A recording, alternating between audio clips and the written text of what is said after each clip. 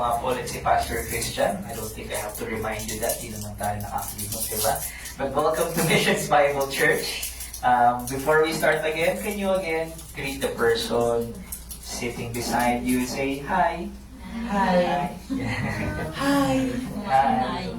Yeah. Are you happy here? Masaya ba kayo dito? Dapat masaya kayo. Yan.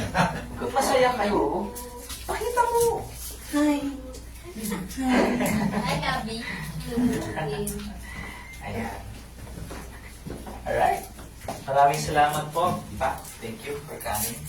Alam niyo ba ang pinakamaaga dito si Papa? Hindi. Nauna pa siya sa akin. Namalengke kasi ako eh. So pagdating ko, nandyan na siya. Ayan. Praise God.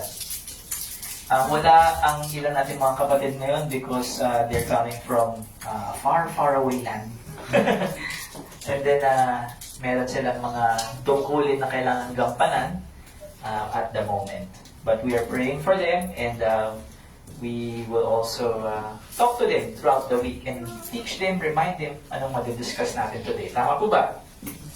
Right, so, today is the first day of the month of September. Praise God! Malapit na namang matapos yung taong 2024. Grabe, napakabilis ng year and sa sobrang bilis ng panahon and maybe it's so mundane, parang common na lang lahat ng bagay. You don't even realize that throughout the year, it was God who kept you hanggang ngayon, September 1, 2024. Can we give God a clap offering sa kanyang kabutihan para sa ating lahat? Sometimes we miss that because we are so busy and even sometimes or often, we become so dependent on ourselves. And worse, nagiging optional na talaga ang pagsamba sa Diyos. No? And when it comes to worshiping God, lalo na pag pinasukan mo ng sacrifice o yung salitang hardship or hard work, yung bagay na ayaw mo nang gawin, mas lalong inaayawan mo pa.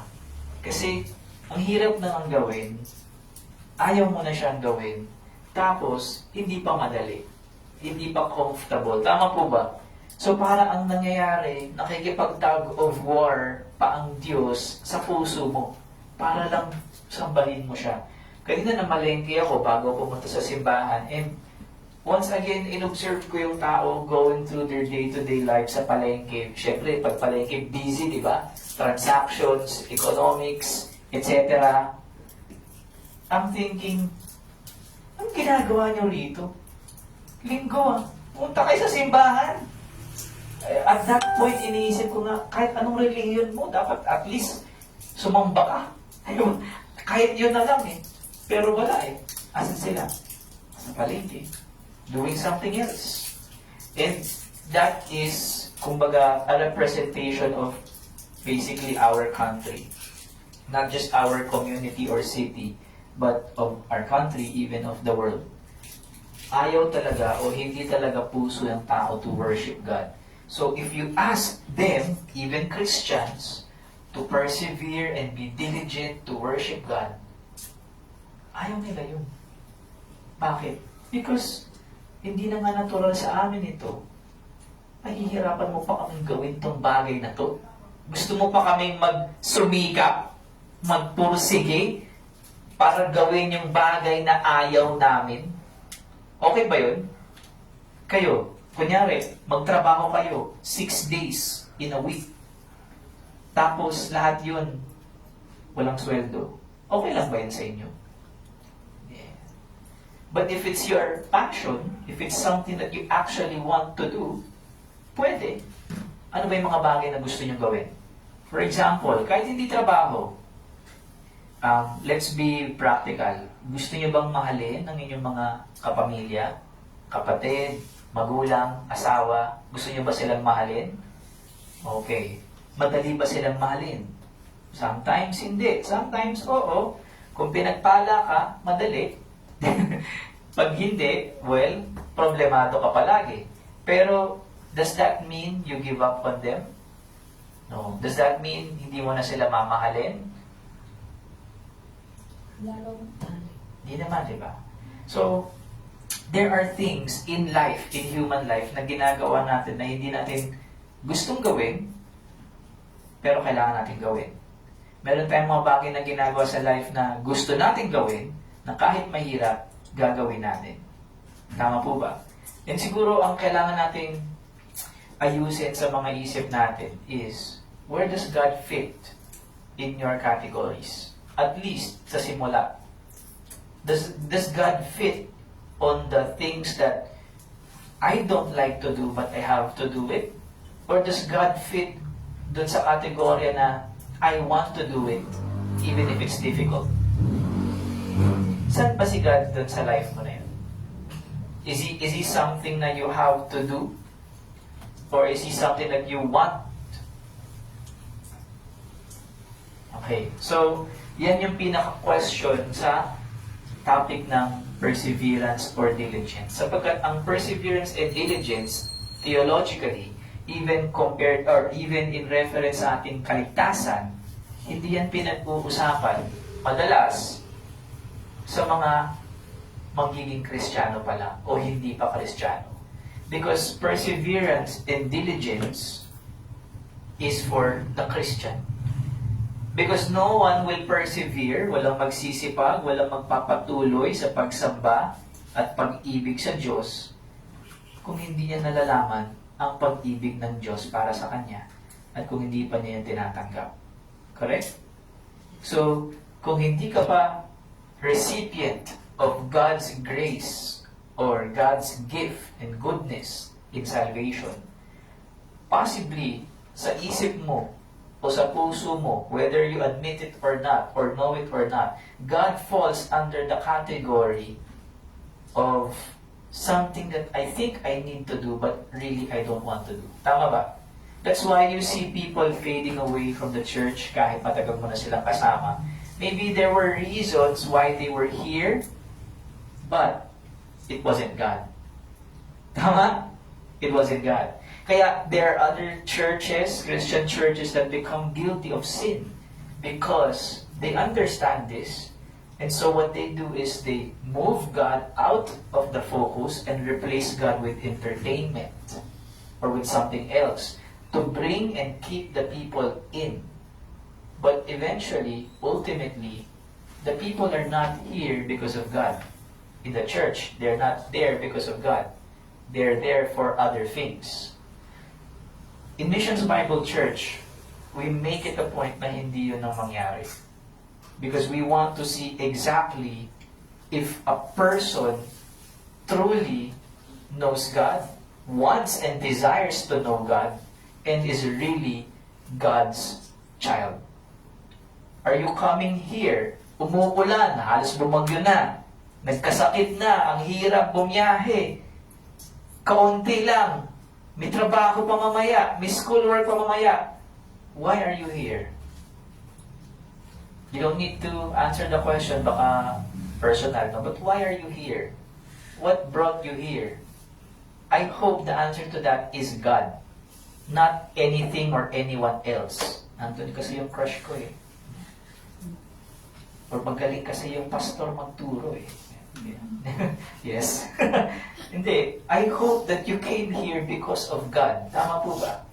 Yan ang pinaka-hook ng salitang diligence.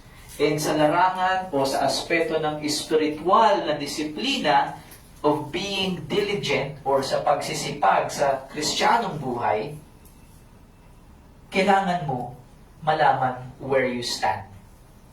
Kanino ka ba? Are you for God or for the world? Why do you do these things? Is it because you want God or I think I need to? Or worse, feeling mo kailangan mong maging diligent to be saved. Okay? Because that is not it. So, to keep up with our spiritual disciplines series, actually, ito na yung last spiritual discipline na tatalakayan natin for this year. And we will move on sa susunod na Sunday sa possibly spiritual gifts or spiritual warfare. So I'm thinking spiritual gifts muna. Gusto niyo ba yun? Gusto niyo bang malaman yung spiritual gifts muna? O gusto niyo malaman yung spiritual na gera na kinabibilangan niyo? Gera. Gera. Anong baril mo? Anong sandata mo? Gifts. Gifts. So, anong gusto mong malaman? Yung sandata mo o yung gera? Pag-isipan niyo muna ha, kasi we can go either way. Ako personally, gusto ko muna yung gifts kasi gusto ko rin matutunan ng mas malalim yon. And syempre, bago ka sumabak sa gera, alam mo muna kung ano yung mga kagamitan mo, di ba? Sabak ka sa gera, dala mo, espada. Labanan pala doon, barilan. Diba? So, but today, this is the last spiritual discipline that we will tackle. That is the spiritual discipline of diligence. So, ano nga ang ating dalawang purpose in life? Worship and fellowship. And we are motivated by Christian values to do spiritual disciplines so that we can be more Christ-like. And sa priorities or practical progression ng mga bagay-bagay, we have to first be a steward of our time and material possessions. And sa right side, yung kulay green, we must also use our time for silence and solitude. Yan yung mga proper ways of using God's time na binigay niya sa atin. And when we are in silence and solitude, halos hindi mo na mahiwalay ang mga bagay na sumusunod tulad ng prayer, fasting, Bible intake, and of course, learning about God. Sa kaliwa naman, yung kulay violet is worship. This is a group setting. More on fellowshipping, kagaya ng ginagawa natin dito sa simbahan every Sunday. And when the church is gathered, or as a church, we are also serving one another. Okay? And nagtutulungan tayo to do services outside of our church, mainly sa pamamagitan ng evangelism. Okay? Ano nga yung evangelism? Sharing the gospel. Pero, yung kulay green or teal is also something na pwede mong gawin on your own. Tulad ng evangelism. You don't need the whole church to share the gospel to your father, to your neighbor. Tama po ba? Kailangan ba nandun tayong lahat? No, baka matakot yun. Pupuyugin natin ako dito. No? We can share the gospel kapag sumakay ka ng tricycle. Kuya, bayad po. Ayan, thank you. Pagbaba mo, ay kuya, meron po akong tip sa inyo. Invitation. Bigay mo yung gospel tract. Sa ganung paraan, napakadali. Si segue lang, gusto ko lang i-share kasi ang galing ni Lord. Diba, nag-record ako ng video kahapon about yung reporting, yung mga plans and status updates ng church natin. Pauwi na ako, no? Tapos, actually, nakauwi na talaga ako. Nandun na ako sa parking lot nung bahay namin sa Taguig. Tapos bigla akong na-convict. Di naman na-convict, parang binigyan siguro ako ni God ng slight confusion or kawalan ng memory. Alam mo, inisip ko bigla, magpapark na ako ha, papatayin ko na yung motor. Naisip ko bigla, nawala sa isip ko, nilak ko ba yung pinto? Nilak ko ba yung pinto ng chapel? So, nagdadalawang isip ako kung babalik ba ako dito o hindi. So, minessage ko muna yung caretaker. Ay, hindi nagre-reply kasi madaling araw na eh. Madaling araw ako natatapos mag-aral eh. So, alas 5 na ng madaling araw yun. Tapos, nag-iisip ko, hindi, wala yun. Okay lang yun. Eh, paano kung nakabukas? Mananakawan ako kasi iniwan ko yung laptop dito, lahat ng mga gamit. Diba? Hindi, okay lang yun. Mag-aga na magigising. Kino-convince ko yung sarili ko na hindi na pumunta doon kasi ang layo noon. Pero in the end, inisip ko, theologically, spiritually, ano ba ako? I'm a pastor. I have to take care of the church. Whether it's difficult for me or not, I will take care of the church. Pero usually kasi, matalas yung memory ko sa mga ganong bagay. And iniisip ko, nire-recall ko, I do not have memory of that moment that I closed the door. Kasi nare-recall ko yung image. Pero yung kagabi, hindi ko talaga siya ma-recall. Siguro sobrang pagod. Tapos puyat, prayer and fasting pa ako, so wala akong kinakain. So pumunta ako, in short, pumunta ako rito. Mabilis lang naman ako magmotor, so mga 15 minutes nandito na ako. Iniisip ko, 15 minutes lang ang kailangan kong i-sacrifice. Eh kung nakabukas na yun at manakawang kami, wala nang church. So I have to do this. I am the pastor. I take care of God's church. Yun ang ginawa ko. So kahit nahihirapan na ako, pinuntahan ko yun. Pagdating ko dito, nakalock yung pinto. Nakalock yung pinto. Pero bago ako dumiretso dito, bumili muna ako ng pandesal para hindi nakakahiya sa mga tao. Sabi, hindi, kumain lang ako. Pero alam mo, bakit ko sinashare sa inyo to is because when I came here, in reference to sharing the gospel, naalala nyo, meron tayong plan to share the gospel sa mga tricycle drivers. And partially, I feel like because they are of a different religion and they know what it's about, may humahadlang. But by God's grace, mayroong tricycle driver doon ngayon na tinulungan ko before through our ministry. Binigyan ko ng tent. Naalala niyo, nagbigay tayo ng tent. Isa sa mga tinulungan natin doon na binigyan ng tent dahil nasunugan sila, tricycle driver na siya. Ngayon, pinahiram siya ng tricycle. So, ang galing ng mga pangyayari. Pagdating ko dito, pag madaling araw, may naguhugas ng mga taxi dyan. Yung mga naguhugas ng taxi, yung mga ali dyan, yung isa doon, yung pinaka may edad, binigyan ko siya ng gospel track. So, i-invite ko siya dito. Kilala naman nila ako kasi lagi ko sila nakikita. So, tinanggap, binasa. And then, may humingi ng barya doon sa ali na yun. Hindi nila binigyan. So ako, nakonvict ako kasi pag may ganun, gusto kong magbigay pag may barya ako eh. So, umandar na ako, hindi ko pa binigyan ng barya, umandar na ako. Tapos, tumigil ako dyan sa may barangay. Inuntay ko siya, inapanood ko siya sa side mirror. Tapos, pagdating niya dito, pinigil ko siya. Uy, tsaka siya binigyan ng barya na 50 pesos ang halaga. So, binigay ko yun. Tapos, nag-usap na kami. Share na ganyan. Oh, punta ka sa simbahan namin, ganyan-ganyan. Oo, tapos sabi, saan pa yun? Si Ate Joy ang pangalan niya. Ako sabi ko, ako si Pastor Christian. Long story short, itong babae pala na ito, siya yung mother ng lalaking tinulungan ko at binigyan ko ng tent noon. Okay. So okay, alam niyo pala siya, anak niya po pala yan. Oh, pumunta na siya sa amin noon. Punta rin kayo doon next time. Ganyan. So, natutuwa na ako, di ba? Parang ang galing ng mga pangyayari. So, kumana na ako, papunta ng barangay, papunta ng street namin dito sa Metoda. And then, nakita ko yung anak niya. Nandun nakatayo, maaga pa lang naghanap na ng pasahero. Mga tatlo lang sila kasama ng kaibigan niya. So, pumunta ako doon, kinausap ko na si anak niya, hindi ko napapangalanan. Sabi ko, oy, binanggit ko ulit yung Toda Evangelism. Oy, ganyan. Ngayon, siya, pati yung kaibigan niya, mas excited sila. Kasi kinala na niya ako. Mas excited sila kasi hindi sila kailangan pumunta pa dun sa asosasyon para maging official na decision. Sabi ko lang sana, bigyan mo ako ng 10, mag-meeting tayo, tapos gagawin na natin to. May libreng gas, etc. Tapos na, magkausap ko siya, naabutan ako ng nanay niya. So, ang daming mangyayari na umabot yung nanay niya doon, nag-usap na kaming lahat doon. Tapos, mas nagkaroon ng headway, kumbaga, para makapasok dun sa Tricycle Drivers Association. And then, umuwi na ako, pabalik sa bahay namin. With God's strength, of course, kinaya ko. Hindi ako, kahit pagod, gutom, puyat, hilo, kaya ko. And I was able to do what I have to do. All because what?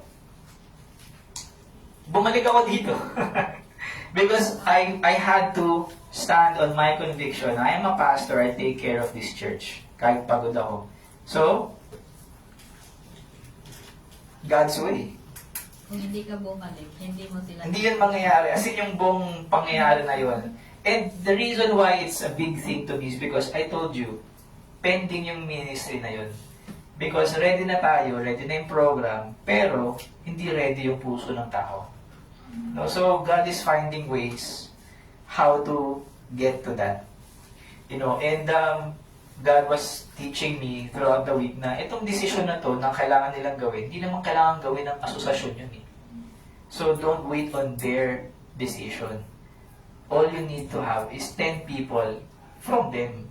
So, yun yung, I think, ginagawa ni God na pamamaraan to bypass yung association that may be hindering our efforts because they have a different religion. Tama po ba? So, praise God because somehow nakakakita ako ng light, no? And binibigyan niya tayo ng mga signs, maybe? Signs or revealing to us how God works. That all you have to do is trust Him and be diligent and faithful waiting on Him. So, yun lang naman. Napahaba tuloy yung share ko kasi medyo personal, no? Daming ginagawa ni God sa linggo ko eh.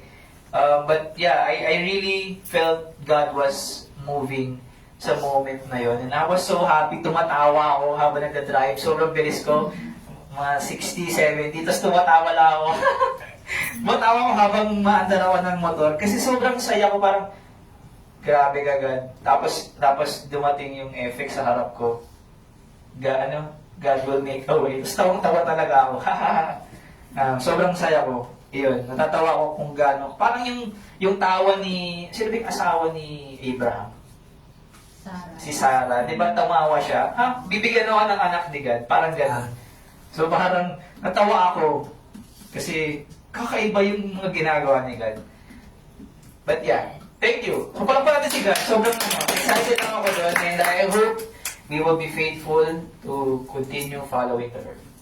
Ayan, napahaba tuloy tayo. Sorry. Ayan yun na. Alas 8 tayo uuwi. Joke lang.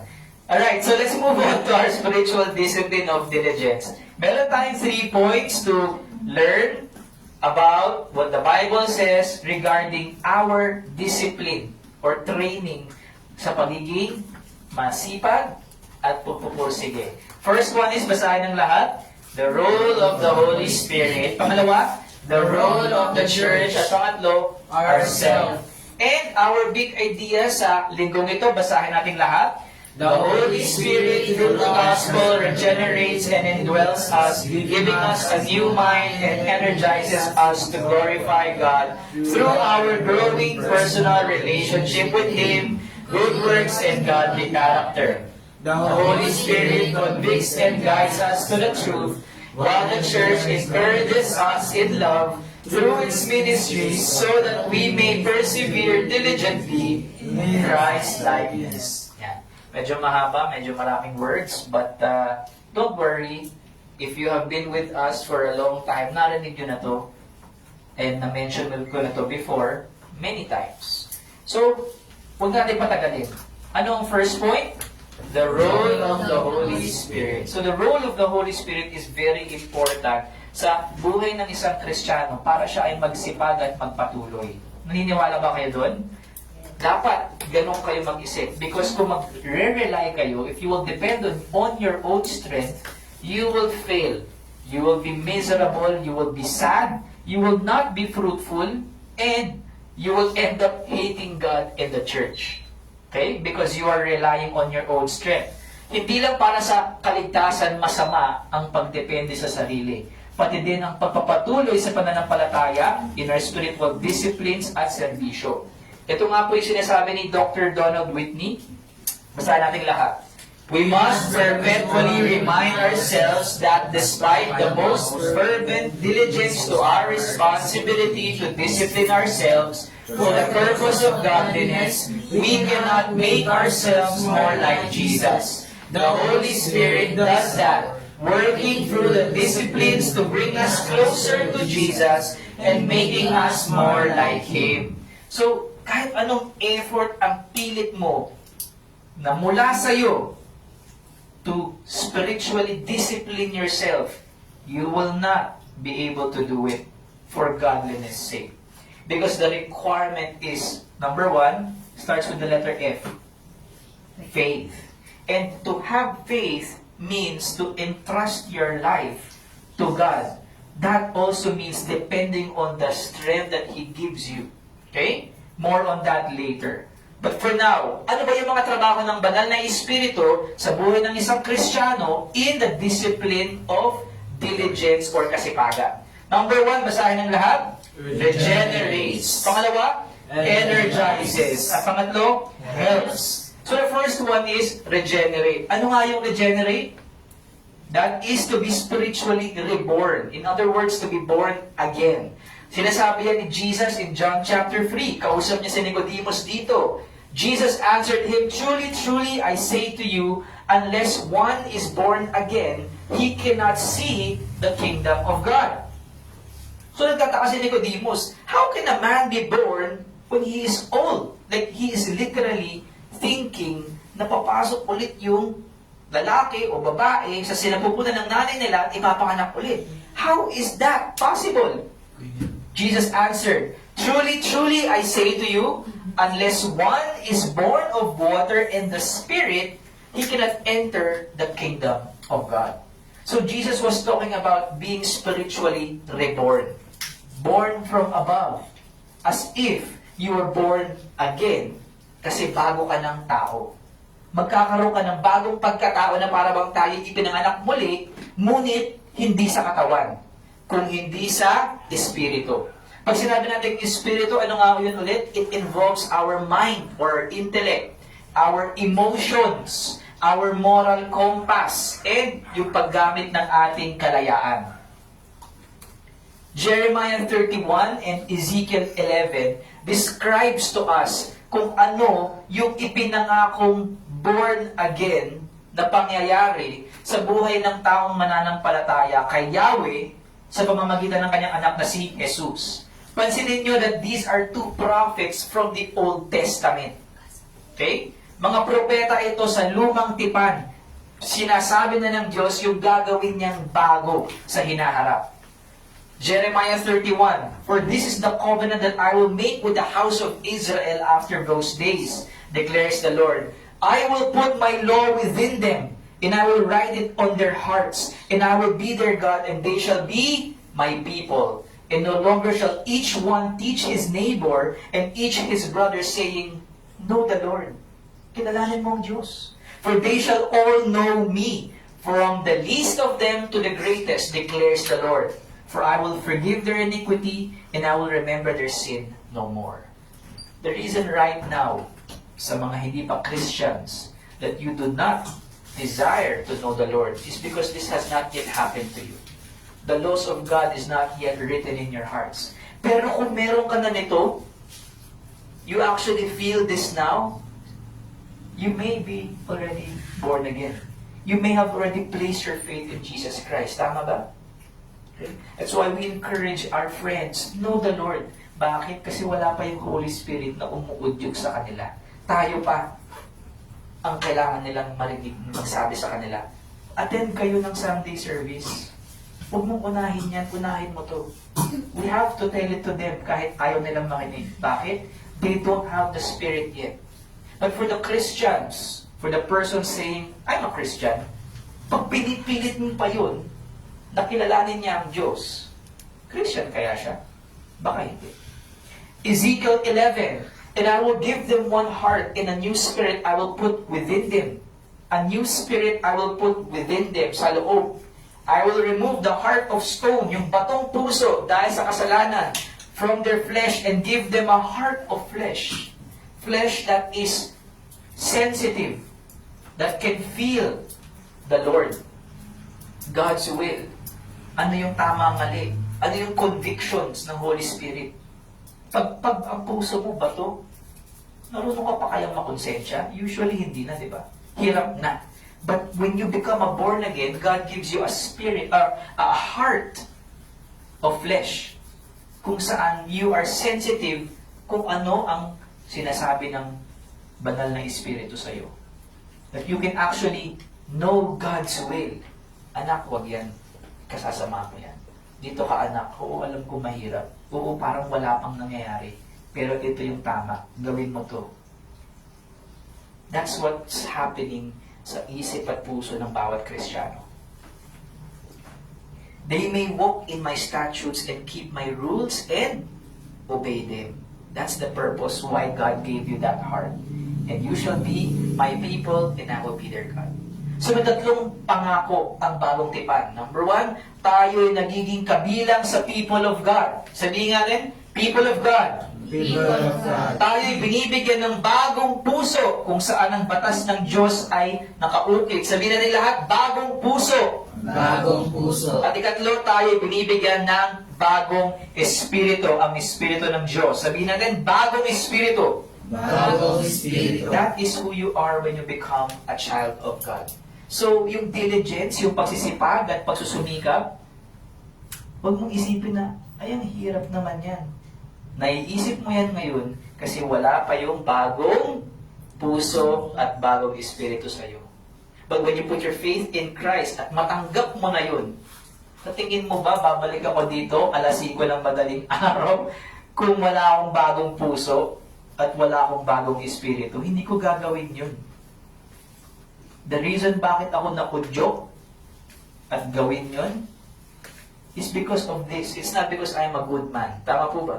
It's not because I'm a holy man. It's because God is in me and He told me, go there. Okay? You are a pastor, do your job. Tama? So that's why, kayo rin, meron din kayo ng espiritu ngayon. Paano ba nangyari to? Romans 8, verse 4 to 9. We are now in the Spirit. So, sabi dito ni Pablo, in order that the righteous requirement of the law might be fulfilled in us, magawa daw natin yon, who walk not according to the flesh, but according to the Spirit. For those who live according to the flesh, saan nakaset yung minds nila? On the things of the flesh. But those who live according to the Spirit, set their minds on the things of the Spirit. For to set the mind on the flesh is death, but to set the mind on the Spirit is life and peace.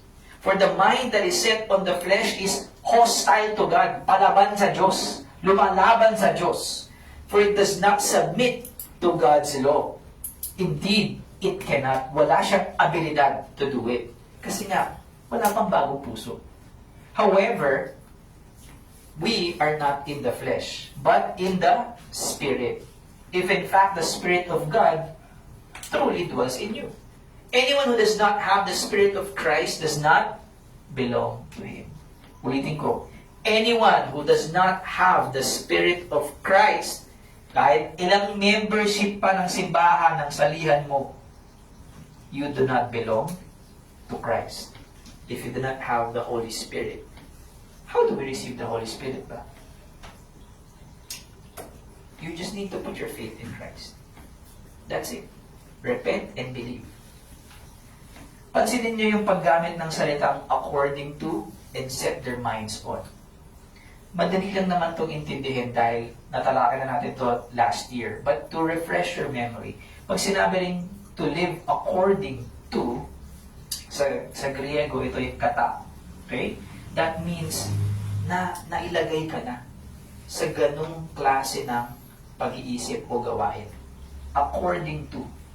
So if I'm according to the Spirit, that was done to me when I became a Christian, now I purposefully set my mind on the things of the Spirit. Yun, ako ang gumagawa nun. I set my mind on the things of the Spirit. Pero hindi ko magagawang iset yung mindset ko sa mga bagay ng Diyos kung hindi pa ako nailalagay sa mga bagay ng Diyos. Tama po ba? The reason why hindi ka naka-mindset sa Diyos kasi hindi ka pa nailalagay sa Diyos. Kaya sapilitan palagi. Tama? But that is not the end. You can be set or you can be put according to the Spirit if you put your faith in Christ. Next, ano yung pangalawang trabaho naman ng Espiritu? He energizes. Energizes. Sabihin ng lahat, energizes. Yeah. Ano ba yung energizes? Alam niyo ba yung commercial dati ng baterya, yung Energizer? Yung Energizer Bunny? Yung hindi tumitigil ng pagdadrums yung rabbit kahit nasa disyerto na siya? Diba? Do we have that kind of energy na kahit nasa disyerto na tayo, we are still serving, we are still worshiping? Let us see if we have been given that gift. Sabi sa Philippians chapter 1 verse 6 and chapter 2 verse 12 to 13. Si Pablo ang nagsasalita, and I am sure of this, He who began a good work in you will bring it to completion at the day of Jesus Christ. Let me stop there. Who is he talking to?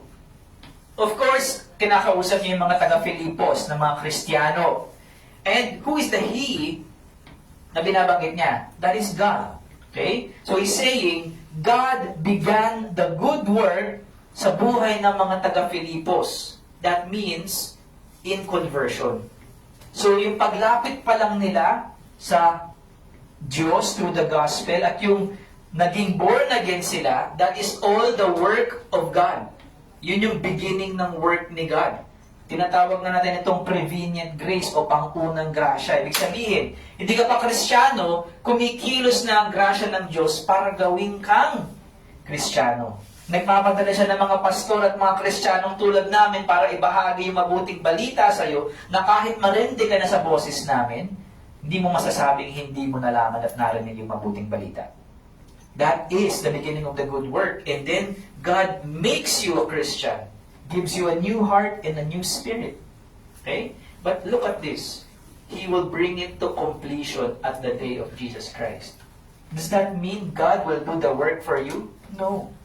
It means that same energy and grace that led you to the gospel, that led you to faith, is still there. It remains to be there. And mas marami na, mas umaapaw na, so that you will complete your faith at the day of judgment. Kaya sinasabi niya sa chapter 2, verse 12 to 13, work out your own salvation with fear and trembling. For it is God who works in you both to will and to work for His good pleasure. Okay? He's not saying work for your salvation, as in maliligtas ka ng kabutihan mo or ng good works. No. He's saying work out. Kung tunay na ligtas ka at pinapanahanan ka ng Diyos, binago ng Diyos ang buhay mo, pakita mo sa kilos mo, sa salita mo, sa purpose mo in life, sa mission, vision, and goal mo, magserbisyo ka. Gumawa ka ng acts of worship. Bakit? Because it is God who is already in you and is working in you. Paano? Both to will and to work for His good pleasure. To will means nagbibigay ng desire sa puso mo. Paano ko ba ipapahagi yung mabuting balita sa amin? Gusto ko makilala nila si God. Gusto ko ma-receive din nila yung kaligtasan na meron ako. Do you desire that? If you have that desire, that is from the Lord. He gave that desire to you. And He is also giving you the energy to actually do it. Yung lakas, yung strength to do it. The wisdom to do it. Okay? But, sino gagawa ng work? Si God o ikaw? Ikaw. Tama. And that is for God's good pleasure. So don't wait, Lord. Sana maraming maligtas sa pamamagitan ko. Or Lord, sana mag-quiet time ako mamaya. Give me the strength and energy. Tapos i-expectin mo lang habang nanonood ka ng Facebook. Oh, hindi ko makontrol yung katawan ko. Binubuksan pa yung Bible ko. Oh my gosh! Hindi mangyayari yun ng ganun. That is not how it would work. That's not how it works. I'm telling you, as a Christian, medyo may makatagalan na sa ministry. So, umpisa akala ko ganun. Huwag kayo matawha, akala ko ganun. As in, yung i-overcome ni God yung emotions ko, yung weaknesses ko, tapos wala akong magawa. Hindi eh. Hindi pala ganun. Yung napapanood natin sa movies na may power sila, parang na-possess sila, it doesn't work that way in reality with God's energy, with how God working in us. It has something to do still with your minds. God helping you to set your mind on the things that you need to do, you have to do, that's good for you, and giving you the energy to do it. Hindi yung energy na may lumalabas na kuryente sa katawan mo, ha? Energy as in, kaya ko siyang gawin. Kahit siguro pagod na ako, magagawa ko siya. But you have to do it. Hindi siya extravagant or dramatic. Asan ba yung power na sinasabi ni Pastor Christian? But parang mahina pa din ako. The power takes place when you start doing it. When you start doing it. Okay? In kagaya ng example ko, yung bumalik ako dito ng madaling araw, literally wala na akong physical strength.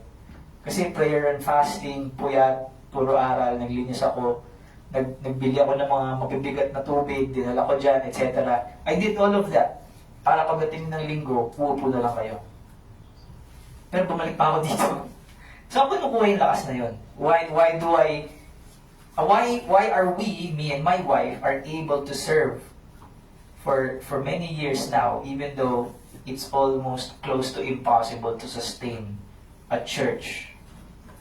How do you think so? It's God's working in us. So, Sa salitang ito, napaka-crucial ng passage na ito. Huwag niyong kalimutan to, ha. Can we read it together, verse 13? For it is God who works in you both to will and to work for His good pleasure. Yan. Importante yan.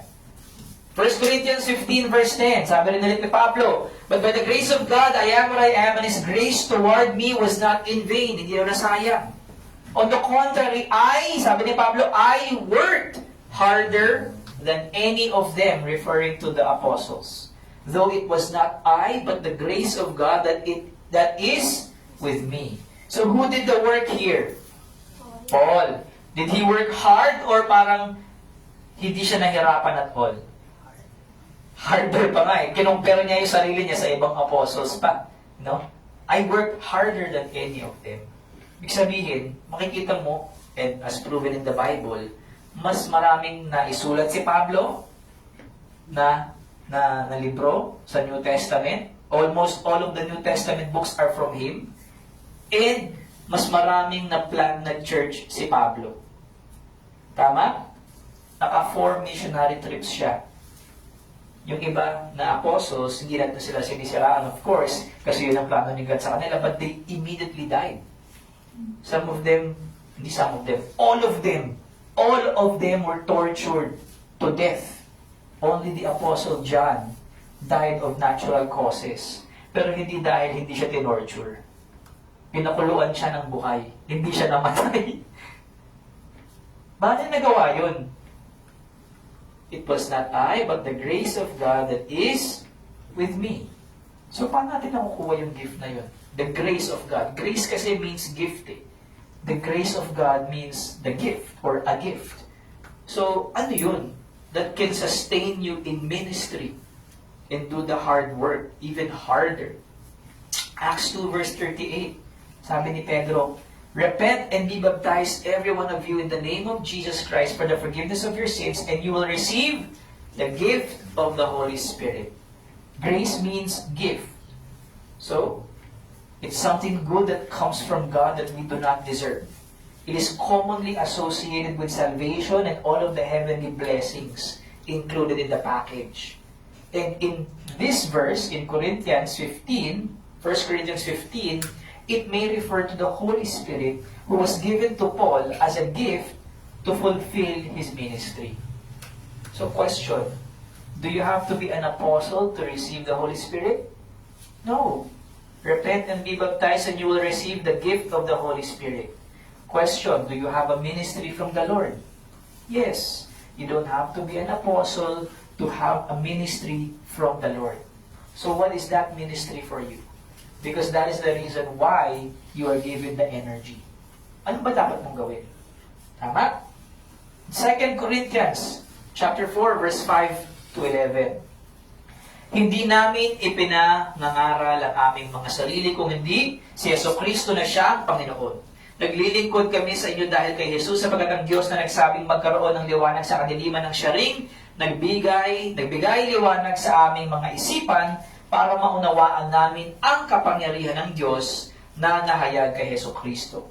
Nasa amin ang kayamanan ito, ngunit tulad lang kami ng palayok na pinaglagyan nito para maipakita na ang hindi mapamalisang kapangyarihan na nasa amin ay mula sa Diyos at hindi sa amin.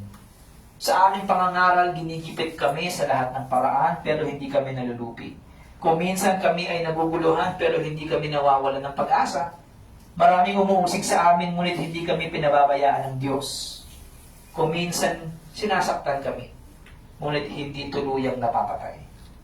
Lagi kami nasa bingit ng kamatayan tulad ng nangyari kay Jesus para sa pamamagitan ng aming buhay ay makita rin ang buhay ni Jesus. Lagi naman kami nasa bingit ng kamatayan dahil sa paglilingkod namin kay Jesus para sa pamamagitan ng aming katawang may kamatayan, makita ng lahat ang buhay ni Jesus. So there are a few insights here. Medyo marami to and I have lined it up in a point. First one is, ang ipinapangaral natin as Christians ay ang katotohanan patuon kay Jesucristo. Ito ang Ebanghelyo. At para kay Jesus, natin ito ginagawa.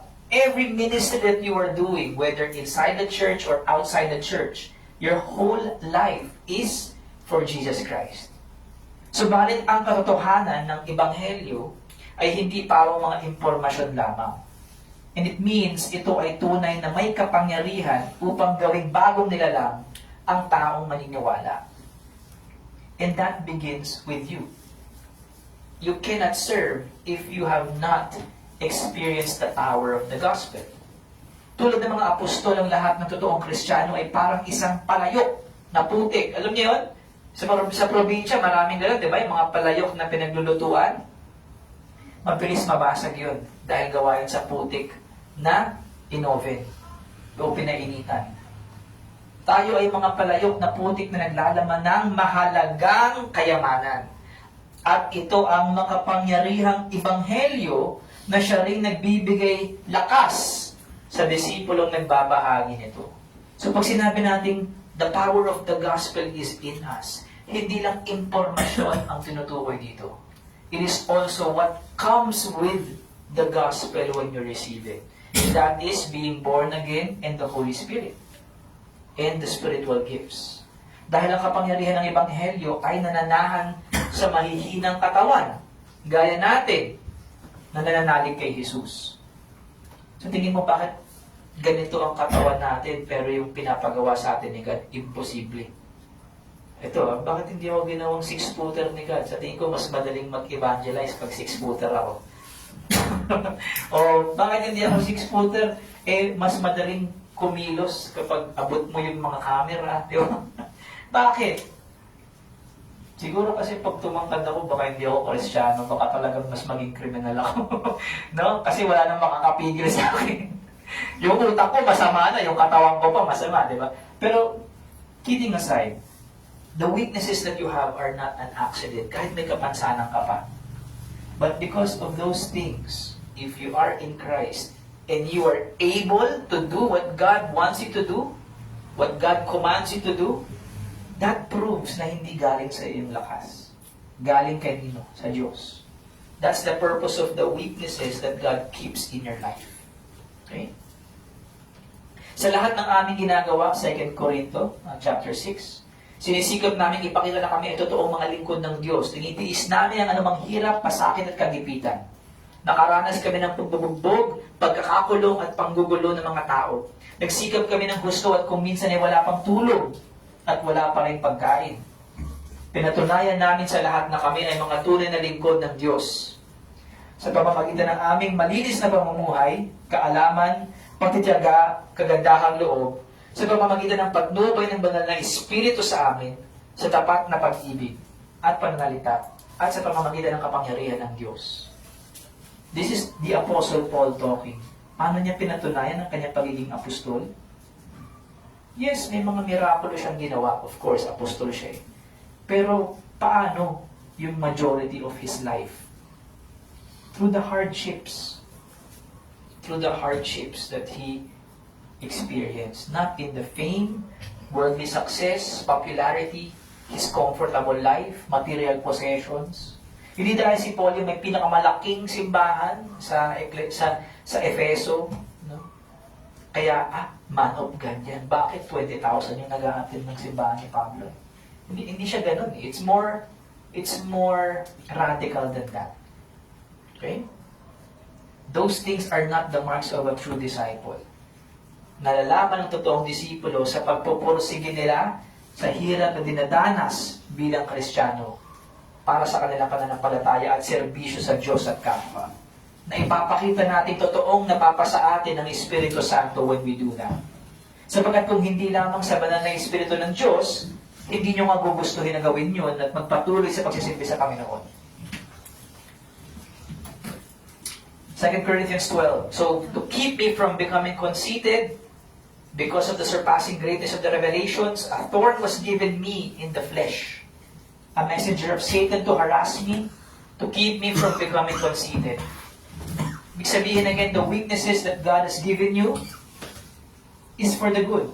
Dito sa kontekstong ito, para daw hindi yumabang si Pablo.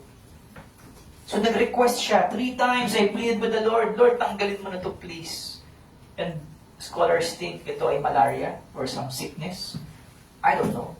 But he was pleading. Ibig sabihin, nahihirapan talaga si Pablo. My grace is sufficient for you, for my power is made perfect in weakness, sabi ng Panginoong Jesus sa kanya. Can we all say that and memorize this para pag napaghinaan kayo ng loob, you can run to this word. Basahin natin. My grace is sufficient for you, for my power is made perfect in weakness. My grace is sufficient for you, and for my power is made perfect in weakness. Therefore, sabi ni Pablo, I will boast all the more gladly sa kanyang mga kahinaan, so that the power of Christ may rest upon me. For the sake of Christ, then I am content with weakness. Kontento ka na ba sa kahinaan mo? Sa mga insulto at paghihirap na dinadanas mo because of your faith? Do you accept it as part of your life? Or every time na may ulan, ay, di ako nakakapag-church. Every week na lang may gagawin ka? Abay, gawin mo na lang yun habang buhay mo. Tama ba?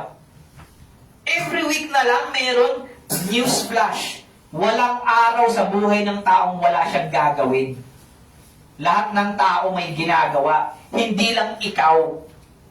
But if you choose to prioritize this, then gagawin mo rin to. Tama ba? Walang taong hindi busy. Alam mo kung sinong taong hindi busy? Yung nasa loob ng nicho. Nagpapahinga na siya habang buhay. Kapag gising ka pa, kapag buhay ka pa, kikilos ka talaga. Magtatrabaho ka talaga. Kaya huwag mong idahilan sa Diyos. Pagod ako eh. May gagawin ako eh. Ang hirap, may kalamidad. May leon sa labas. Hindi ako alabas. Umuulan. Hindi titigil yung mundo para sa'yo. Sa Christian life, dadaanan mo lahat yun. And it's you choosing to do it either way. Tama po ba? This means that in God's sovereignty, He allows some hardships in our life to keep us in our weakness, so that our faith in Christ will grow deeper. When you look back sa mga naranasan mo sa buhay mo bilang Kristiyano, masasabi mo, grabe, ang galing ni Lord. Ang dami ko ng pinagdaanan, nandito pa din ako. And I grew up. Mas naging malalim ako sa Diyos, mas tumibay yung pananampalataya ko, mas dumami ang kalaman ko, ang dami ko nang nagawa para sa Diyos. And that's not to brag as if you did not need God's help. That simply means you were obedient sa mga utos ng Diyos. Kagaya ng ginagawa ni Pablo. Colossus 1 verse 9 to 11. Hinihiling namin sa Diyos na bigyan nawa kayo ng karunungan at pangunawang mula sa banal na Espiritu para labusan niyong malaman ang kalooban niya. Sa ganoon, makakapamuhay kayo ng karapat-dapat at kalugod-lugod sa Panginoon sa lahat ng bagay. At makikita na lumalago kayo sa mabubuting gawa at sa pagkakilala sa Diyos.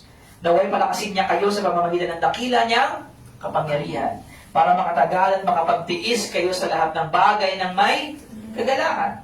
At para matupad ang aming serbisyo, nagpapakahirap ako sa pamamagitan ng kapangyarihan ni Kristo na nagpapalakas sa akin. All of these things point to God's energy working in you, giving you karunungan or wisdom and knowledge of God's will. Paano mo nalalaman yung dapat gawin para sa Diyos o dapat sa Diyos? God's Spirit gives you wisdom and knowledge so that you can glorify God through your good works, sa paglago mo in your personal relationship with Jesus. God also gives you spiritual strength so that your faith will not completely weaken and fail. Instead, you will patiently endure with gladness of heart. Pause tayo dun. Have you patiently endured with gladness? Nagtitiis daw ng may pasensya at kasiyahan. Parang ang hirap pagsamahin nun. Meron bang nagtitiis ng masaya? Meron bang nagtitiis na masaya at nag-aantay na masaya? Uy, tagal mo ah. I'm so happy. Diba? Uy, sinasaktan mo ko. Ang saya-saya ah. Diba? How can you endure patiently with gladness?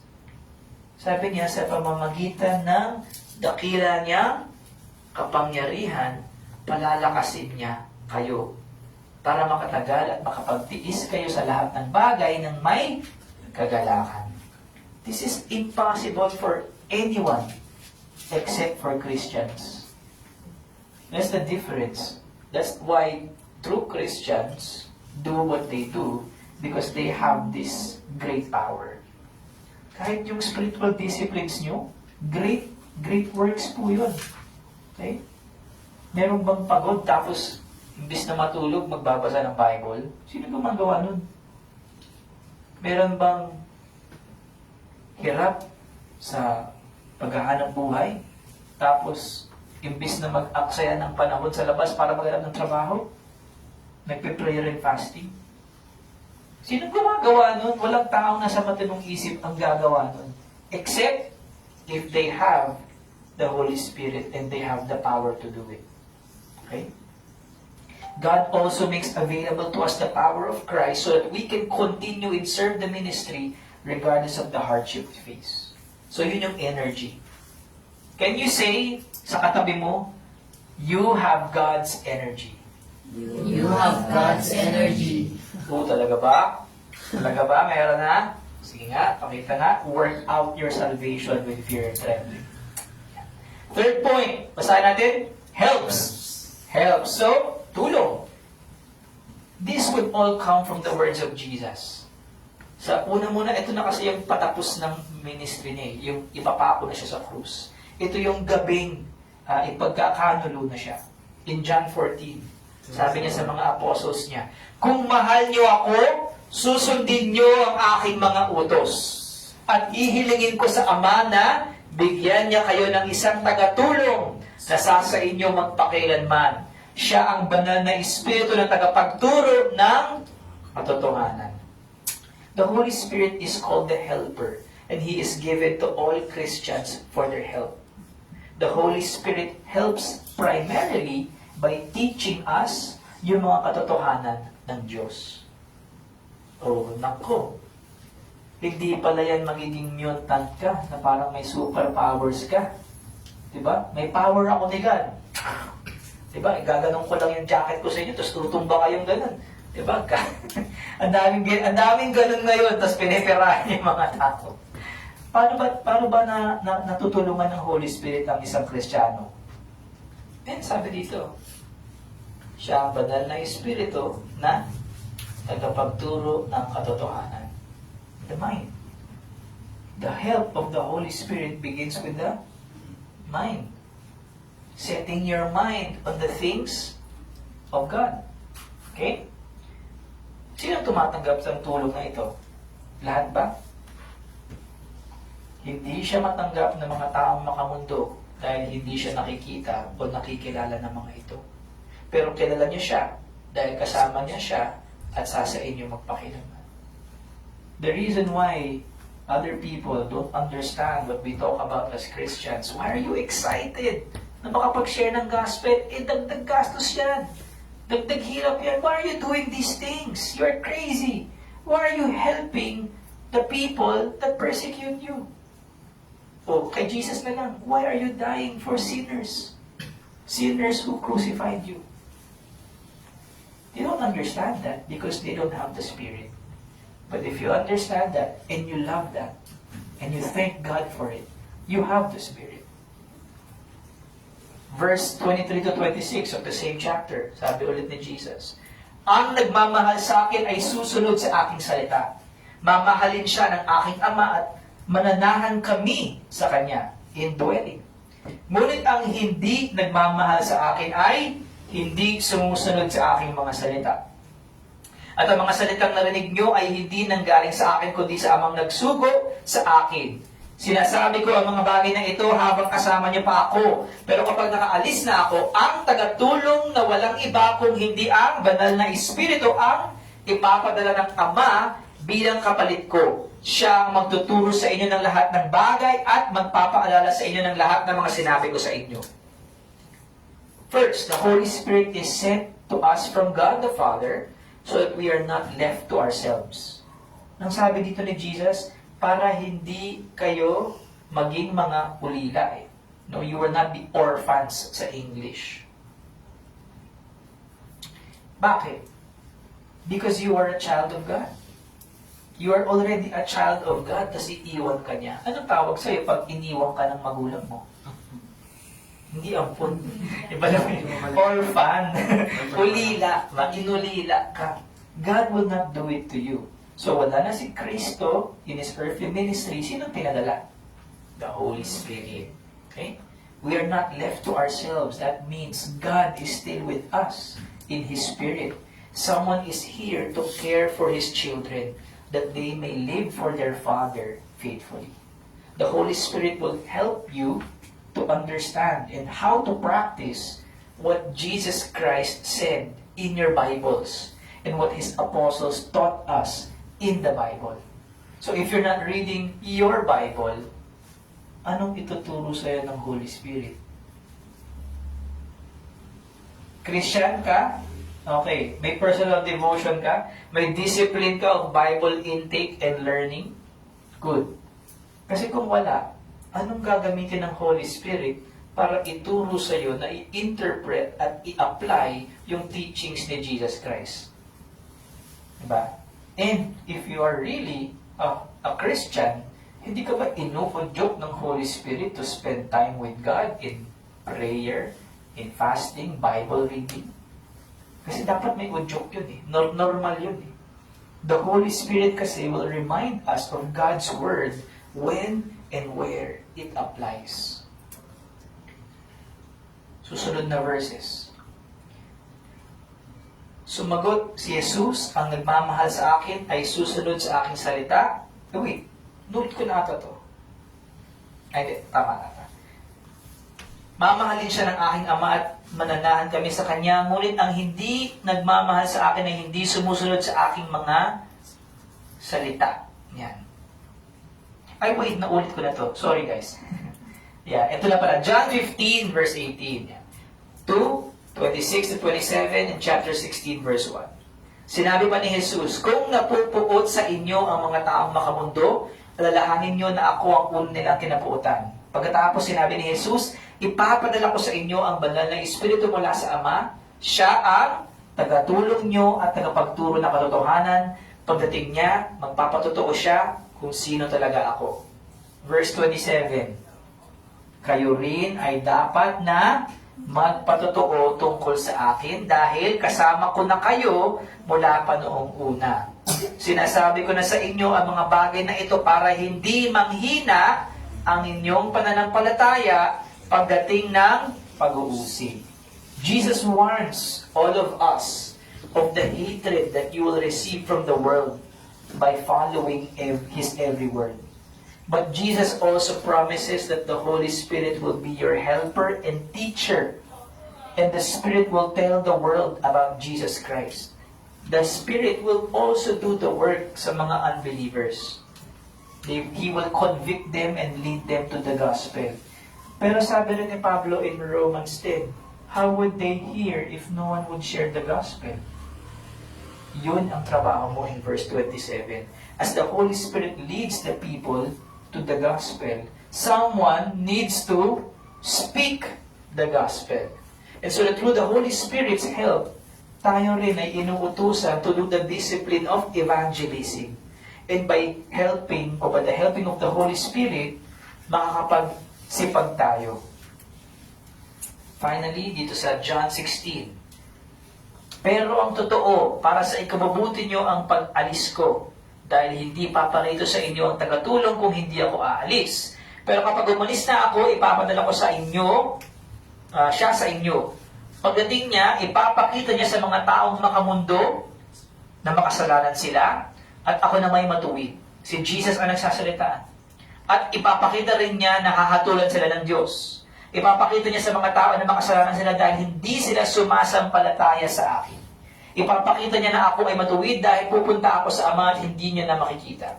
Ipapakita rin niya sa kanila na hahatulan sila ng Diyos dahil hinatulan na si Satanas na siyang naghahari sa mga taong makamundo. Marami pa sana akong sasabihin sa inyo pero hindi niyo pa kayang intindihin sa ngayon. Pero pagdating ng banal na Espiritu na siyang tagapagturo ng katotohanan, tutulungan niya kayo para maintindihan niyo ang lahat ng katotohanan. ang ituturo niya ay hindi galing sa kanya. Sasabihin niya kung ano lang ang narinig niya at ipapahayag din niya sa inyo ang tungkol sa mga bagay na darating. Pararangalan niya ako, speaking of Christ, dahil sa akin manggagaling ang lahat ng ipapahayag niya sa inyo. Ang lahat ng nasa Ama ay nasa akin, kaya sinasabi kong sa akin manggagaling ang lahat ng ipapahayag niya sa inyo. What does this mean? Ito yung final words ni Jesus Christ sa mga apostles niya. And He was talking about the Holy Spirit. The Holy Spirit is given to us for our good. Sa ikabubuti mo. The good that Jesus says is the Holy Spirit convicting the world of sin and righteousness and judgment. Ha? Good pala yun? Oo. Kung yung good na iniisip mo ay ibang klaseng good, puro kasiyahan, ito ang good para kay Lord. Binigyan mo ko ng Holy Spirit para sa ikabubuti ko, tapos ang gagawin mo lang pala, i-convict mo ako ng kasalanan ko, at pagiging righteous mo, at kuhusgahan mo ako. Paano naging good yun? Paano naging good na sinasabi sa'yo ng Diyos, makasalanan ka, ako ang makatuwiran, at kuhusgahan kita? Paano naging good yun, Aber? Paano naging good yun para sa tao, para sa Kristiyano? To know that we are sinful because we reject the gospel of Jesus Christ, that Jesus is righteous because He is with the Father, and that Satan and everyone who rejects Jesus is Lord will be judged by God, is the good that the Holy Spirit brings to us because it leads us to salvation. Ano gusto mo, masayang buhay sa lupa pero impyerno? O malaman mo na makasalanan ka at ang makatwira na dapat mong pananaligan ay si Jesus at may tiyak na paghuhusga mula sa Diyos. Pero nasa langit ka, ligtas ka habang buhay. Ano mas gusto mo sa dalawang yun? You see, ang good para kay God, hindi pareho ng good para sa atin. And so the help that comes from God is not the same help that we think we need or want today. Lalo na pag physical ang kailangan mo na tulong kay God. Pagod na ako, kailangan ko ng motivation, etc., etc. I have learned, and I'm still learning, that the help of God, especially in finding strength in the faith, motivations in the ministry, always falls down or falls on to one thing. Yung katotohanan about Jesus Christ, about the gospel. So the more you understand about the gospel, the more you realize that is the answer to everything that you have an issue with sa buhay na to. May mga katanungan ka about your faith. Nagdududa ka, saan na ba'y kabutihan ng Diyos? Ba't di niya tinutulungan sa mga ganitong bagay, etc., etc. Makakagawa talaga ang Diyos. Pwede naman akong magsaya kahit wala akong relihiyon, etc., etc. Lahat ng yun, marirealize mo kapag tumanda ka na sa pananampalataya. Ang sagot, the gospel. If you realize how sinful you are and how righteous God is and how fearful you should be of judgment in hell, you would realize nothing on this world matters more than your salvation. So kung anumang hirap yan, lalampasan ko yan dahil ang importante sa akin, ligtas ako. Kaya sinasabi rin ni Pablo sa kabilang banda, the fear of death is gone. Nawawala yung takot sa kamatayan because the only thing that you really need to know for sure is where can I get eternal life? How can I escape God's judgment? And when you know that, mali na lang sa inyo yung mga pinaghihirapan nyo. Mali na lang yung schoolworks, trabaho, to stop you from coming to Christ. Pero kung nahihirapan ka pa rin, no judgment, nandito ang simbahan to help you, and that is our role. Basahin ang lahat, the role of the church. This will be very quick, okay? Because alam niyo na to. But maybe you don't know how to do the help, so I will teach you. The fellowship in the church, una sa lahat. Okay? And then within the fellowship of the church, ito yung mga gawain natin. Ministry of the Word, discipleship, and mercy ministry. Bakit importante ito? Well, nasa Bible eh. Ephesians 4, sabi ni Pablo, speaking the truth in love, we are to, talking to the church, We are to grow up in every way into Him who is the head, into Christ, from whom the whole body, joined and held together by every joint with which it is equipped, when each part is working properly, makes the body grow, so that it builds itself up in love. Paano nag-grow ang church? When each part is working properly. Then you will build yourself up in love. When you are connected to the head, that is Jesus Christ, na parang katawan mo, yung mga buto-buto mo, yung joints mo, yung sinews mo na kumakapit, ba't hindi napipigtas yung braso mo? Dapat ganun kakapit ang simbahan sa ulo na si Jesus at sa isa't isa. And working together. Imagine mo yung katawan mo, kung ayaw kumilos ng mga ugat mo, makakakilos ka pa kaya? Hindi. Bedridden ka. Hindi kikilos ang katawan. Ganoon din, kung ang mga essential parts, which is the member of the church, is not working properly, you will not grow, you will not build yourself up in love. So in light of what we have learned about the help of the Holy Spirit, the local church emulates His ministry. So yung ministry ng Holy Spirit is the ministry of God. Yung church, ginagaya yun o sumusuporta dun in a truthful and loving way into Christ-likeness when each member is working properly. The reason why this is important kahit hindi maggarbo ang simbahan, it's not because of how we look or who we are. It's because of the treasure inside of us. Tayo yung palayok na gawa sa putik. Tayo yun. Yung simbahan natin yun. Pero yung treasure inside of this, yun yung nagpapahalaga sa atin at sa mga gawain natin, why it is essential for everyone's faith. Kaya each part is supposed to be working properly so the church will grow and it will build itself up into Christ-likeness. Kung wala yun, it will not grow into Christ-likeness. Okay? Hebrews 3, verse 13. Paano natin ginagawa yun? Magpaalalahanan kayo araw-araw. Paalalahanan mo daw yung isa't isa. Araw-araw, ha? Hindi lang pag Saturday, guys, open na yung pinto. Punta na kayo, pasok na kayo sa church. O pag linggo lang. Hindi ganun, ha? Araw-araw magpapaalalahanan kayo. Mag-send ka ng mga Bible verses. Kamustahin mo yung isa't isa. Pray for one another. Habang may panahon pa. Para walang sino man sa inyo ang madaya ng kasalanan na nagpapatigas sa puso ninyo. Naturally, ang tao gustong magpadaya sa kasalanan. Okay? But as a Christian, pwede ka pa rin matisod. Kaya, paalalahanan mo ang bawat isa. That's the purpose of our church covenant. Magpakatatag tayo sa pag-asa natin at huwag tayong mag-alinlangan dahil tapat ang Diyos na nangangako sa atin.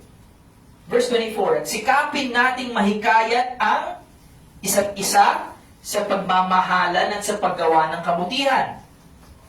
Chapter 10, verse 25, huwag nating pababayaan ang mga pagtitipon natin, gaya ng nakaugalian ng ilan. Sa halip, palakasin natin ang loob ng bawat isa, lalo na ngayong nalalapit na ang huling araw. Hindi aksidente na kahit ang Kristiyano tinatamad pumunta ng simbahan. Kasi yun yung trabaho ni Satan.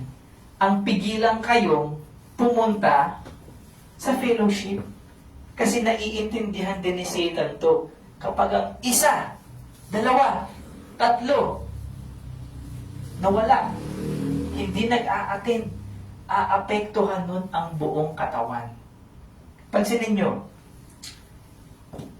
umiikot lahat ng naka-yellow na font, sinasabi ni Pablo, o ng writer ng Hebrews rather, umiikot lahat yan sa verse 25. Huwag nating pababayaan ang ating mga pagtitipon. Bakit kamo? Kasi hindi mo magagawa yung mga bagay na to, yung ilang-ilang mga to, kung hindi kayo magkakasama. So, kapag magkakasama tayo sa ating pagtitipon, we need to exhort one another. so that none of us will be hardened by continuing in sin. How can you encourage your brother if you're not here? Or worse, kapag wala ka dito, feeling mo ikaw lang ang apektado. Hindi mo alam na di-discourage yung iba. Bakit si ganito? Hindi naman pumasok, hindi naman pinagsabihan ni pastor. Hindi naman nag-a-attend ng ilang linggo na. Pansinin mo, kapag ang isa, dalawa, tatlo, patuloy na hindi nag-a-attend, hindi na ko-correct, hindi na di-disciple, susunod yung iba. Bakit? Natural sa tao. Lalo na kapag hindi pa Kristiyano, na pag nakita niyang ginawa ng mali ng iba at nakalusot, anong gagawin niya? Gagawin din niya. Diba? So, ganoon din sa church. So, nakaka-discourage, makinig kayo, nakaka-discourage kapag tamad-tamad ka. Nakaka-discourage kapag ayaw mong pumunta dito at pinipilit ka pa. Ako, nadi-discourage din ako pero hindi mo ako pwedeng pigilan. Kasi medyo matagal na ako sa faith ko. Para paano yung iba? Paano yung bago pa lang? O gusto sana? Eh kaso nakikita niya, ay, yung church na yan, wala namang, paninindigan yan eh. Tamad-tamad din yung mga tao dyan eh. Paano kung magsusumikap? Eh nakikita ko sila, tamad-tamad sila. Ang pinagsisipagan nila, yung mga buhay nila sa labas ng simbahan. Ang sipag-sipag mo sa schoolworks, ang sipag-sipag mo sa trabaho, pag-araw ng linggo, tamad-tamad ka. Paano mo maiinganyo sa Diyos mo? Eh, ang Diyos mo yung kumpanya mo. Eh, ang Diyos mo yung eskwelahan mo. Tama ba? Saan napupunta effort mo? Sa buong linggo? Sa Diyos o sa kung saan ka mang kumpanya o eskwelahan connected? Correct? How are you gonna be encouraged if you see your brothers willingly not going to God? For the purpose of being able to hold fast to our faith with preparedness and sure confidence. Kailangan natin yun. Bakit nag-give up na si ganito? Bakit wala na siya kay Kristo? Baka hindi kasi nakakausap, hindi na-reach out. Baka hindi na susuportahan. Bakit hindi gumagawa ng good works? For the sake of stirring up one another to love one another and do good works. Yan ang purpose ng pagtitipon natin. Bakit hindi siya nag-share ng gospel? Baka walang umuudyok, walang nagpo-push. Sometimes we just need the push. And sa Christian life, importante yung push ng simbahan. To encourage one another because the end of the world is drawing near. Ano ibig sabihin nun? Bakit kailangan palakasin natin ang loob ng bawat isa, lalo na ngayong nalalapit na ang huling araw? Because as a Christian, kapag mas lumalapit na ang end of the world, mas dumadami ang persecution, mas dumadami ang calamities, mas dumadami ang attacks, ang immoralidad, etc. And as a Christian, mahihirapan ka. Kung peke ka, hindi ka mahihirapan. Kung totoo ka, mahihirapan ka. Huwag kayong magbulag-bulagan. Ang bilis na naman makalimot. Nung nakaraan lang, pandemic. Patikim pa lang yun. Nakalimot na kayo. Ilang taon tayong nakakonfine sa loob ng mga tirahan natin at hindi nakapagsamba. Sinong mga nahirapan? Sinong hindi nahirapan? E di yung walang Diyos. Nahirapan bang hindi sumamba during the pandemic yung mga walang Diyos? At mga ipokrito? Hindi. Eh yung mga Kristiyanong totoo, nahirapan sila. Kasi gusto nilang sumamba. Gusto nilang mag-serve. Gusto nilang gumawa ng good works, magpalakasan. Kaya habang may panahon, magpalakasan tayo kapag dumating ulit.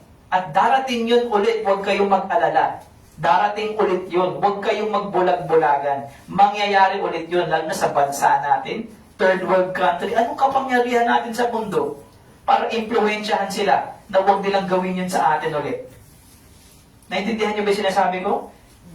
Wala tayong kapangyarihan bilang bansa para pigilan ng mga bansang kagaya ng China para atakihin tayo. Magmamakaawa tayo sa UN? Ganon? Or ihahanda niyo yung sarili ninyo at magkakaroon kayo ng Diyos. Anong gusto niyong paghahanda? Real talk. Real talk. Hindi ba kayo nahihirapan? Maghihirap pa ito.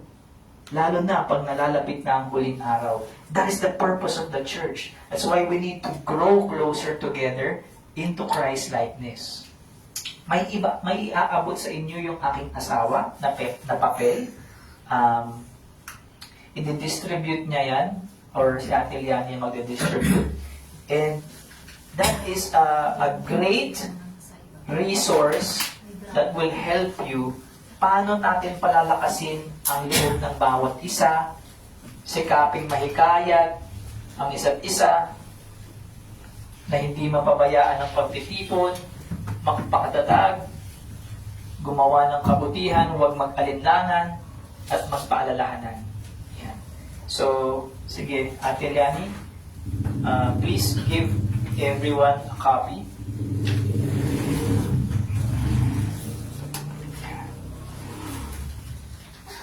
Napaka-importante po niyan. Hindi ko po babasahin yan, but I will give you the time to read it on your own. But as we near to our close, the church also has the ministry of the word. Yan ay mula sa mga pastor at guro ng simbahan natin. Kapag nagtuturo tayo tuwing linggo, sa loob ng simbahan at mga small groups, and gumagawa tayo ng mga literatura at mga media programs na nagpapalaganap ng salita ng Diyos. That's the ministry of the word. Mainly from the pastors and the teachers in the church. Discipleship naman sa bawat miyembro. Formative. Kapag ikaw ay leader ng isang Bible study group, or nakikipag-usap ka casually with your brother about theology and ministry, or ministry opportunities, yung mga plano ka, nagbe-brainstorm ka sa sarili mo in your devotion, na-realize mo, alam mo, pwede nating share ng gospel itong mga to eh. Mag-uusap kayo. That's discipleship. That's formative. You're building up one another. You're mentoring a new believer or a new member. O ganito yan kapatid, ganito yan ginagawa. Ganito yung gawain natin paglinggo. Or ito yung mga ginagawa nating disciplines. No? Meron din namang corrective discipleship. Ito yung kapag nagkamali sa doktrina, kinokorek. Kapag patuloy na nagkakasala, nire-review. Nire-reprove means tinuturuan kung anong tamang doktrina at tamang gawain. And then, wag naman sana na maulit. Pag sumobra na sa kasalanan, excommunication. That is corrective discipline. And finally, mercy ministry. Siyempre, hindi lang tayo puro salita. Paano wag ma-encourage na magpatuloy sa Diyos ang kapatid na may totoong pananampalataya naman, pero naghihikahos financially o materially. Hindi ka willing tulungan yon, pero gusto mong magpatuloy siya na lumago, may hirapang nangyari yun. May hirapan siya. The Lord God gave the church also to support one another, not just spiritually, pero physically. So we have this practical help for support and encouraging you to continue in the faith. And ikaw din, one day, kapag nagkaroon ka na ng sarili mong kayamanan o pwedeng maitulong, gagawin mo rin yun sa kasimbahan mo, sa kapwa mo Kristiyano. Okay? So ito yung mga specific ways how we can help. But ito yung pinaka-essence niya. And yung mga hawak ninyo sa kamay ninyo, kung napasadaan nyo na, anong tawag dyan? Yan yung mga one another passages or one another commandments. Okay? Sabihin natin lahat, one another commandments. One another commandments. Ibig sabihin yan, utos yan ng Diyos. Hindi yan optional. Utos. Command. Okay? Lahat yan ibinigay sa simbahan. Okay? Familiarize yourself, use it for devotion. Magandang devotion yan. And then ma-realize mo, ito pala yung dapat kong gawin. So, sa ating magtatapos, here's my conclusion. Alam ko may third point pa, and this is where we will end ourselves. Okay? Kasi, importante na linawin muna natin saan galing yung lakas, and sino yung suporta. Ang lakas ay galing kanino sa Diyos, sa banal na Espiritu na napapasa atin. Eh, sino ang suporta natin? Hindi, ang simbahan. Okay? Ang help, ang energy galing sa Holy Spirit. That's God. Ang suporta, church. Okay? So, Holy Spirit, church, mas madaling kumapit. Mas madaling kumapit. Okay? Pero sino kakapit? Yung Holy Spirit? O yung church? Ang church ba ang kakapit para sa'yo? Ako ba ang mag-share ng gospel para sa'yo? Tapos pagpunta mo ng langit, ito po, proxy ako ni sister ganito. Ako po yung, ibigay niyo po sa kanya yung 5 ko. Yan. No? O yung 10 ko, ibigay niyo po sa kanya. Yan. Hindi gano'n, no? Tayo ang gagawa ng mga spiritual disciplines. So, ourselves, as we close, ito ang sabi ni Dr. Donald Whitney ulit. The victory over the world, the flesh, and the devil was long ago decisively and eternally won by Jesus Christ in His death and resurrection. That victory is mediated to us by the Holy Spirit. For His part, He preserves us in the grace of God. Part of this preservation includes granting us the grace to be faithful. For our part, we take up the struggle of our cross and follow Christ, pursuing Christ's likeness by means of the spiritual disciplines. The victory that we actually experience in daily life over the forces opposing our progress in the disciplines comes through, pansinin nyo, the practice of the disciplines. In other words, through perseverance in the spiritual disciplines, we will most consistently experience victory over the enemies of the practice of the disciplines. In other words, do it so you can do it. Ganun lang sinasabi niya. We win in the daily battles of spiritual discipline by simply doing it in faith. Because God has already given you the energy and the grace and the help to do it. And we also have the church to support us. And that is all for the glory of Christ. Not for salvation, but because you are already saved. You are already regenerated. You are energized by the Holy Spirit, and the Holy Spirit is helping you. And ang role ng church is to encourage you, convict you, disciple you, teach you, etc. Nasa sayo na lahat.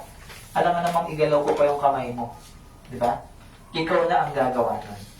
Gusto mong manalo sa Christian life? Then live it.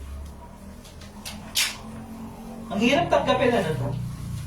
Paano ko gagawin yun hindi ko nga magawa? Naiintindihan ba yun? Paano ko gagawin ng isang bagay na hirap akong gawin? Ang sagot ng Diyos, gawin mo. Naiintindihan ba yun? Kasi yun din yung struggle ko eh. As I was growing up as a Christian, even now, may mga bagay ako na hindi ko magawa dahil tinatamad ako or pagod ako or ayaw ko. Pero ang sagot ni God, when I pray, Lord, tulungan mo kong gawin to. Ang sagot, gawin mo. Paano naging sagot yun? Hindi ko nga magawa. The reason why that is an answer, because you are already regenerated. You know the truth. God is with you through the Holy Spirit. He opens your mind. He convicts you of sin, righteousness, and judgment. The church is there. What else do you want? That means, dinodrawing sa atin in a way ng Diyos kung ano yung limitation or border ng help niya. Where the help of God is enough for you to do the action. Malinaw po ba? God is not gonna go all the way to the point na siya na yung gumawa ng trabaho mo. Or, ito pa, God will not go all the way kung saan there will be no space for you to exercise faith in God's grace. Kailangan eh. Kailangan niyang hindi ibigay lahat. Kasi kung hindi, paano ko magkaka-faith? Paano ka mag-exercise ng faith doon sa grace? Nagtataka ka, bakit ang hirap? Di mo ko tulungan, Lord. Kung may tiwala ka kay Lord, gagawin mo lang siya. And then, as you do it, mararamdaman mo, ay, nandito na pala yung tulong. No? Kumbaga parang sa gera, nasa iyo na yung baril. Kompleto na yung bala. Malinis na. Pipisilin mo na lang yung gatilyo. Gusto mo pa si God pang gumanon sa'yo. No? That is you. That is us. So, personal growth through our spiritual discipline strengthens our faith. Kaya importante siya.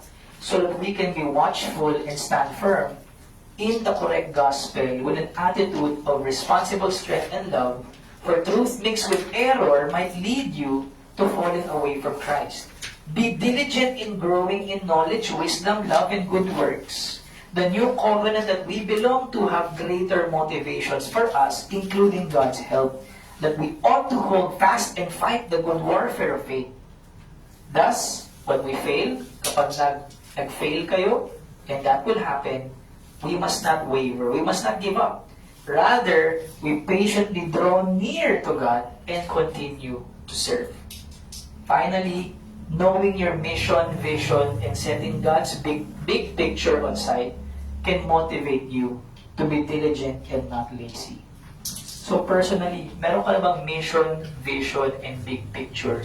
Tugma ba yan dun sa mission, vision, and big picture ni God and for your church? Because that will motivate you.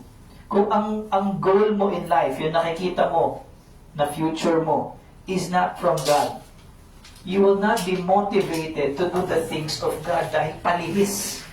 Tama? Kung ang gusto mo magkaroon ng magandang secular life here on earth, makikita mong hadlang yung mga pinagagawa ni God sa'yo kasi hindi pareho ng big picture ni God yung big picture mo.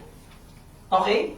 So, every time na may pinapagawa sa'yo si God, bad trip ka kay God. Kasi ang gusto mong puntahan, hindi pareho sa direksyon ni God. Sarili mo. Okay? Kaya, pahirapan. You have to have your mission, vision, and big picture aligned with God. So when God says, ay, ito gawin mo mga kabuti yan, hindi ka na kailangan kumbinsihin ni Lord. Alam mo na, okay, kasi pareho kami ng direksyon eh. Pag hindi pa tugma yung puso mo at sa puso ni God, yung mind mo hindi tugma sa mind ni God. Even for Christians, that is still a struggle. So persevere in the Christian faith and spiritual disciplines even when you or others fail. Hindi naman palaging failure or kahirapan ng buhay Kristiyano, di ba? Kaya ng ibang mga Kristiyano nananaba. Diba? Puro kain. Puro handaan. Kain ng kain, di ba? Pag devotion, tapos may tinapay. Tapos may kape. May milk tea habang nag-devotion pa. Hindi palaging mahirap. Pero pag dumating yun, dapat ginamit mo yung mga panahon na hindi ka nahihirap to prepare for that day. That the Bible always talks about that. Darating yung day na susubukan ka, i-challenge ka ni Satan. So, yung mga times na wala kang problema, gamitin mo yun to discipline yourself para maghanda ka, para pag dumating yung temptation, dumating yung delubyo sa buhay mo, ready ka. Okay? Example, pag Sunday, Monday to Saturday, kung wala kang problema doon, paghandaan mo yung linggo. Huwag kang gumawa ng mga bagay na ipapahamak yung linggo mo. No? Bantayan mo. Because Satan will challenge you every day. Do not put your hope, however, in imperfect men, including yourself. Never let the things you don't know keep you from the truths that God has surely revealed to you in His Word. Kung alam mo ang kaligtasan, huwag mong tanggalin yung mata mo doon at pananalig mo doon dahil hindi mo alam bakit nangyayari sa buhay mo itong mga kahirapan na to. Or bakit hindi ko makontrol yung katawan ko to follow God. Huwag mong tanggalin na, dahil hindi ko alam yung nangyayari dito, hindi totoo yung gospel. Therefore, hindi ako magpupursige. Mali yun. Kung alam mong totoo yun, kahit marami ka pang hindi nalalaman, hindi yun magkatugma, hindi yun konektado. Yung totoong alam mo, totoo pa rin yun. Kahit may mga bagay kang hindi alam. Correct? Keep that in mind. And sa ating pagtatapos, ano nga ulit ang ating big idea? The Holy Spirit, through the Gospel, regenerates and indwells us, giving us a new mind and energizes us to glorify God through our growing personal relationship with Him, good works, and godly character.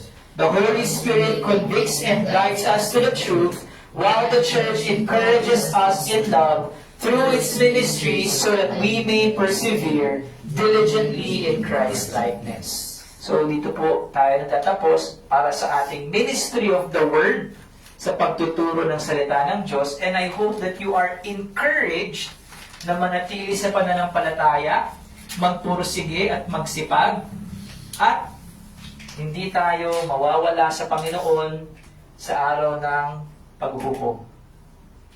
Tama ba? Were you blessed today?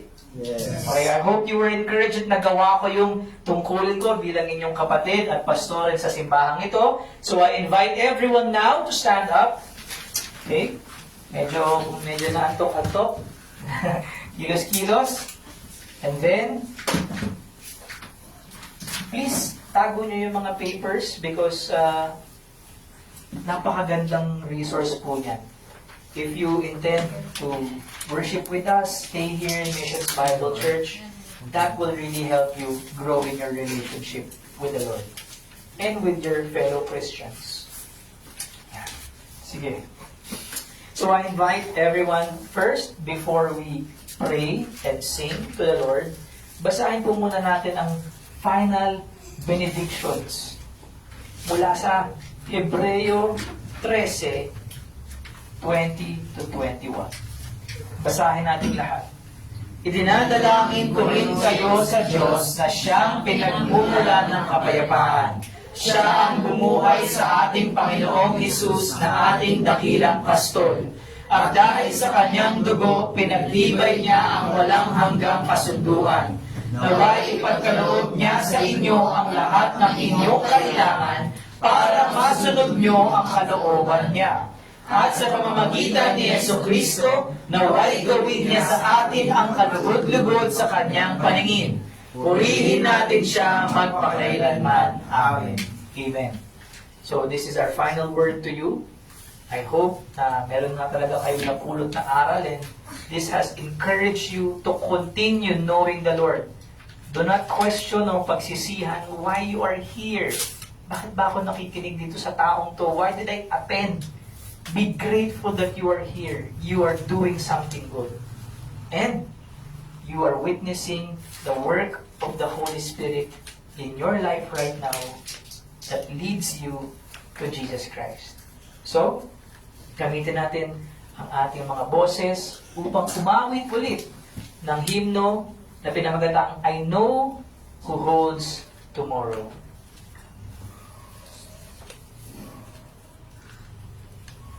I don't know about tomorrow. I just live from day to day. I don't borrow from its sunshine, for its skies may turn to gray. I don't worry o'er the future, for I know what Jesus said, and today I walk beside Him, for He knows what is ahead. Many things about tomorrow I don't seem to understand, but I know who holds tomorrow, and I know who holds my hand. Every step is getting brighter as the golden stairs I climb. Every burden's getting lighter. Every cloud is silver line. The sun is always shining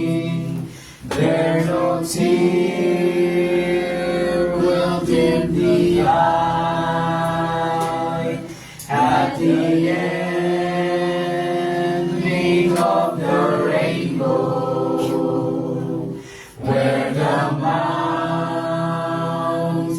touch the sky. Many things about tomorrow I don't seem to understand, but I know who holds tomorrow, and I know who holds my hand. I don't know about tomorrow. It may bring me poverty, but the one who feeds the sparrow is the one who stands by me. And the path that be my portion may be through the flame or flood, but His presence goes before me, and I'm covered with His blood. Many things about tomorrow I don't seem to understand, but I know who holds tomorrow, and I know who holds my hand. Let us bow down our heads and close our eyes. Let us put ourselves in the presence of the Lord as we close in prayer. God, I know my message is imperfect and incomplete. But Lord, I pray that it is enough for the Holy Spirit to use upang linawin ang aming kaisipan, turuan kami ng iyong mga katotohanan, at makapasok kayo sa aming buhay at manahan. To lead us to repentance, pagsisisi sa kasalanan, at makita kung gaano kagalit at karamuhi-muhi sa Diyos ang aming mga makasalanang gawain at buhay. And makita namin na kahit ganun pa man, ang iyong kabanalan, ang pag-ibig ninyo ay hindi nawawala. At ang pag-ibig ng Diyos ay na kay Kristo, inviting us, welcoming us to surrender our life of sin, to receive eternal life of glory, of victory, of love, of secure salvation in Jesus Christ. May the Holy Spirit use the message today, Lord, to lead my friends sa Batang Kawal Youth Group and the people that we will share the gospel to Jesus Christ, Lord. And maybe tomorrow, the next day, by their life of faith, when they commit their lives to Jesus Christ, marami pang tao ang mabibiyayaan dahil sa kanila, even their families. I'm also praying now for Missions Bible Church, your children, your church, Lord God, that we would all see what you have in store for us, what you desire for us here in this life, upang ma-motivate kami at magpatuloy kami ng may kasipagan at pagpupursige, because all of these hard work and hardships that we experience for our faith, for worshiping you and serving you and one another, is not in vain. Hindi ito walang kabuluhan, hindi ito walang kwenta, hindi ito loss, but this is a gain of spiritual and heavenly treasures na mga kaluluwang maliligtas because of us, and making our salvation sure and our faith confident, because nakikita namin that the Holy Spirit is indeed working in us and through us. May your truths continue to encourage us, even those na potentially will become a member of our church. May they be encouraged and not discouraged sa mga bagay na hindi nila alam, but encouraged with the truth that they know about sin, about righteousness, about judgment, about the gospel of Jesus Christ. And they put their faith in Him and continue to move forward strongly. All of this we pray in Jesus' name. Amen. Amen. Amen. Diyan po nagtatapos ang ating pagsamba sa linggong ito. You are now dismissed. Sa mga magse-celebrate po ng communion with us, please take the time to pray to God and confess your sins at makipagbati kung meron man kayong mga nakaaway. Sa mga ilan na hindi magse-celebrate ng communion with us, I will just talk to you for a while before you leave if that is okay. Thank you very much. And palakpakan natin ng Panginoon.